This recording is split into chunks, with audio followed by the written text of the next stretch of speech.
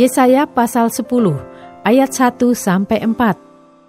Celakalah mereka yang menentukan ketetapan-ketetapan yang tidak adil dan mereka yang mengeluarkan keputusan-keputusan kelaliman untuk menghalang-halangi orang-orang lemah mendapat keadilan dan untuk merebut hak orang-orang sengsara di antara umatku, supaya mereka dapat merampas milik janda-janda dan dapat menjarah anak-anak yatim. Apakah yang akan kamu lakukan pada hari penghukuman dan pada waktu kebinasaan yang datang dari jauh? Kepada siapakah kamu hendak lari minta tolong, dan di manakah hendak kamu tinggalkan kekayaanmu? Tak dapat kamu lakukan apa-apa selain dari meringkuk di antara orang-orang yang terkurung dan tewas di antara orang-orang yang terbunuh. Sekalipun semuanya ini terjadi, murka Tuhan belum surut dan tangannya masih teracung.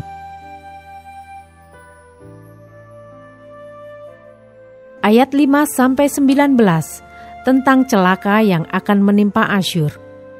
Celakalah Asyur yang menjadi cambuk murkaku dan yang menjadi tongkat amarahku. Aku akan menyuruhnya terhadap bangsa yang murtad. Aku akan memerintahkannya melawan umat sasaran murkaku, untuk melakukan perampasan dan penjarahan, dan untuk menginjak-injak mereka seperti lumpur di jalan.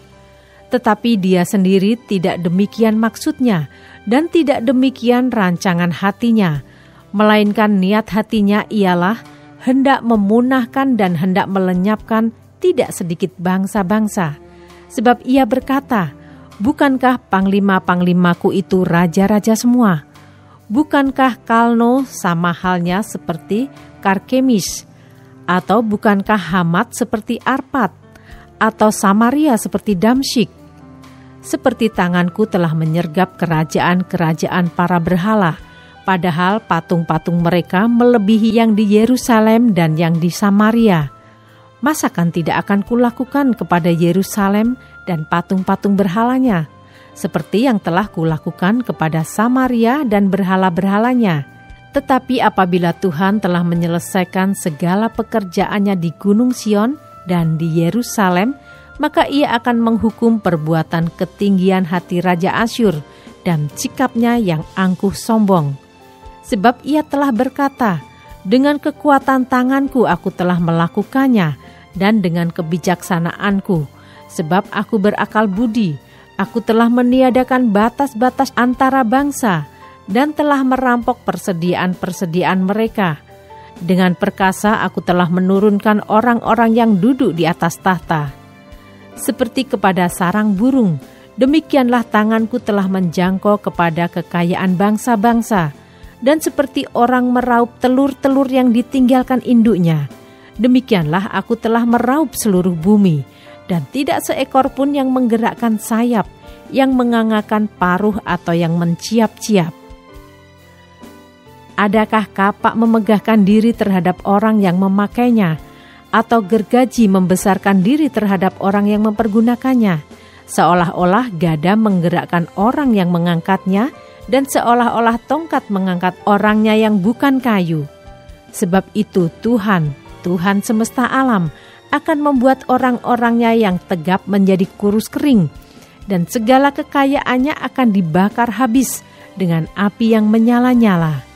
Maka terang Israel akan menjadi api, dan Allahnya yang Maha Kudus akan menyala-nyala dan akan membakar dan memakan habis putri malu dan rumputnya pada satu hari juga.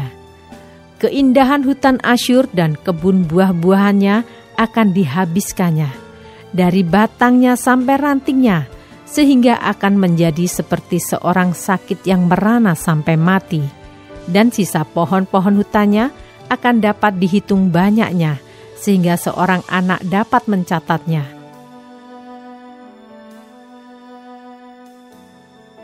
Ayat 20-27a. Sisa Israel diselamatkan. Tetapi pada waktu itu sisa orang Israel dan orang yang terluput di antara kaum keturunan Yakub tidak akan bersandar lagi kepada yang mengalahkannya, tetapi akan bersandar kepada Tuhan yang Maha Kudus Allah Israel dan tetap setia.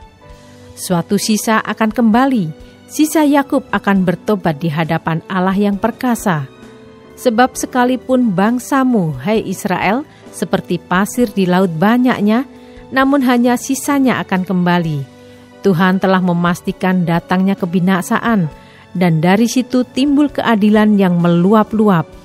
Sungguh, kebinasaan yang sudah pasti akan dilaksanakan di atas seluruh bumi oleh Tuhan, Tuhan semesta alam. Sebab itu, beginilah firman Tuhan, Tuhan semesta alam. Hai umatku yang diam di Sion, janganlah takut terhadap Asyur apabila mereka memukul engkau dengan gada dan menghantam engkau dengan tongkatnya, seperti yang dilakukan Mesir dahulu. Sebab sedikit waktu lagi amarahku atasmu akan berakhir, dan murkaku akan menyebabkan kehancuran mereka.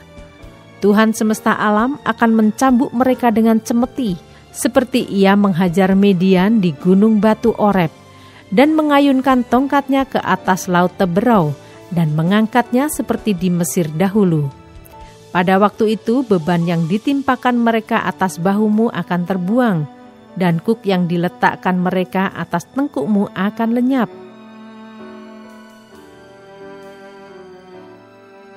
Ayat 27b sampai 34.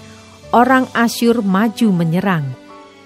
Asyur telah muncul dari Rimon dan telah datang menyerang Ayat. Ia telah lewat dari Migron, dan di Mikmas diaturnya perbekalannya.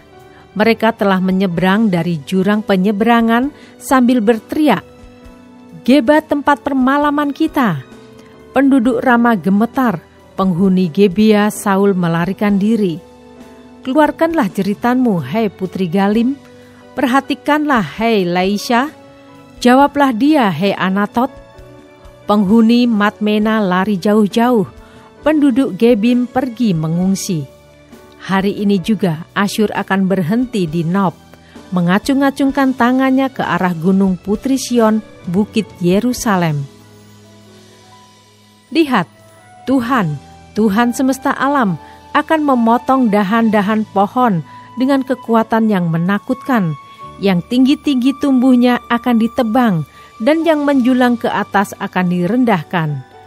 Belukar rimba akan ditebas dengan kapak, dan Libanon dengan pohon-pohonnya yang hebat akan jatuh.